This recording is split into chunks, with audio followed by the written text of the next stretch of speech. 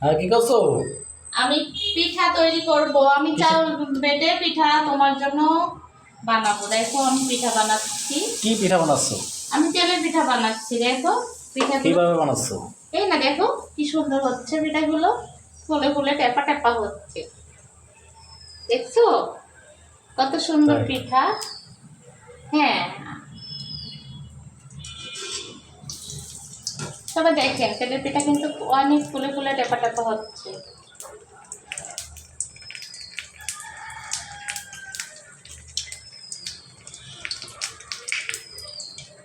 দেখেন বলের মতো হয়ে গেছে পিঠাগুলো, ফুলে ফুলে অনেক সুন্দর হয়েছে পিঠা। ভাবছি প্রথম জীবনে পিঠা বানাচ্ছি কি না কি হবে, তা দেখছি অনেক সুন্দর হয়েছে। আমার কিন্তু প্রথম জীবনে পিঠে বানানো, আমি কিন্তু কখনো পিঠা বানাই না, এই প্রথম বানালাম আমার হাজবেন্ডের জন্য। তো আমার হাজবেন্ড আসলে খাবে, তাই জন্য ভাবছি আমি কষ্ট করে একটু চাউল বেটে আমি আমার হাজবেন্ডের জন্য পিঠা বানাবো। আসলে আমার পরিশ্রমের মানে মূল্য হলো, কারণ আমি পিঠাটা যদি না পারতাম তাহলে মনে হয় খারাপ লাগতো, কিন্তু আসলে আমার পিঠাটা হয়ে গেছে।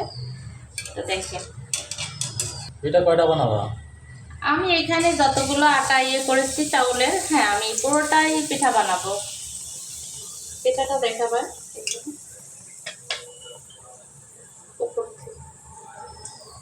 হ্যাঁ, তো সবাই দেখেন আমার পিঠা বানানো কেমন হচ্ছে, দেখবেন সবাই।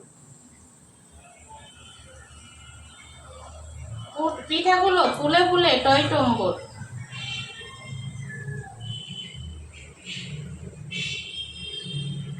এমনি এমনি আসলে আমি একটু চালের একটা গুঁড়াটা একটু করে নিচ্ছি, তাহলে আর একটু ভালো হবে, পিঠাটা আরো সুন্দর হবে। তা আমি একটু চামিচ দিয়ে গোলাই নিচ্ছি।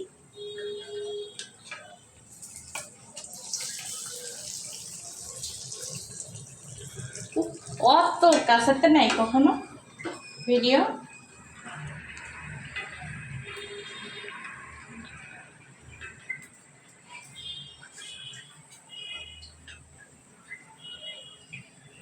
সবাই এভাবে ট্রাই করবেন। আমার বাসায় যদি সিদ্ধ চাউল থাকে, সিদ্ধ চাউল দিয়ে কিন্তু আরো বেশি পিঠা সুন্দর হয়। আমি কিন্তু সিদ্ধ চাউল বেটে আমি পিঠা তৈরি করছি, কারণ সিদ্ধ চাউলের পিঠা বেশি বেশি ভালো হয়।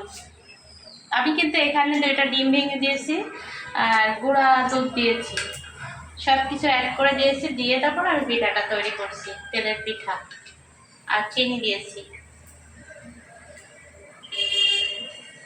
না ওই যে পিঠা, আসো পিঠার গামলা। আমার কিন্তু পিঠাটা দ্রুত হয়ে যাচ্ছে, যে তোমার পিঠাটা অনেক সুন্দর ফলছে, আর পিঠাটা খেতেও ভালো লাগবে। কারণ যে পিঠা ফোলে না সে পিঠা খেতে ভালো লাগে না। আমার পিঠাটা অনেক ফুলতেছে।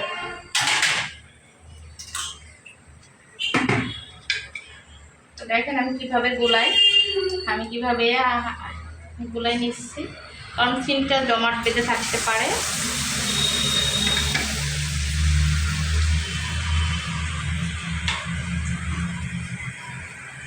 ফুলে ফুলে টেপা টেপা হচ্ছে, দেখাও পিঠাটা কেমন পিঠা ফুলছে, দেখো হ্যাঁ, খুব সুন্দর হচ্ছে। খুব সুন্দর হচ্ছে না? হ্যাঁ, তুমি থাকলে তেমন সুন্দরই হবে সব কিছু, সাথে পাশে যদি তুমি থাকো।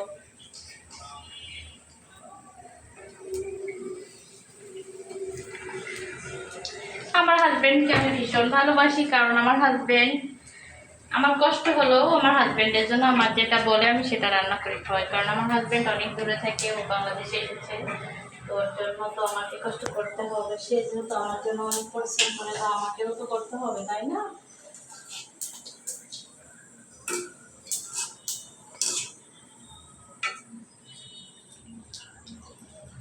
যখন সে খাবে বলবে এটা খুব টেস্ট হয়েছে, তখন আমার আরো বেশি ভালো লাগবে, কারণ আমার পরিশ্রমের জিনিসটা তখন বেশি ফুটে উঠবে।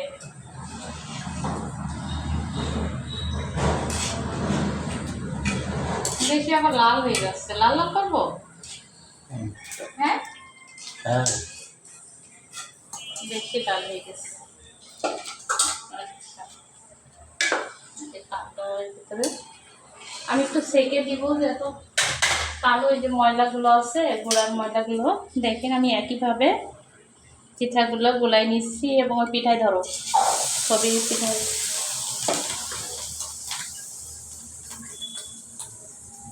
দেখেন আমার পিঠাগুলো কিন্তু কি ফোলা ফলছে, দেখেন কি অবস্থা।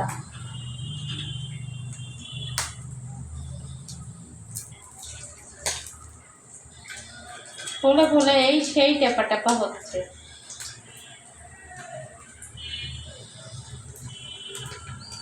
দেখি কতগুলো পিঠা হয়। আমি এক গ্লাস চাউল পেটেছি, কারণ অল্প চাউল পেটে দেখলাম যে আসলে আমি তো কখনো পিঠা বানাইনি, নিজের হাতে আজকে তৈরি করলাম।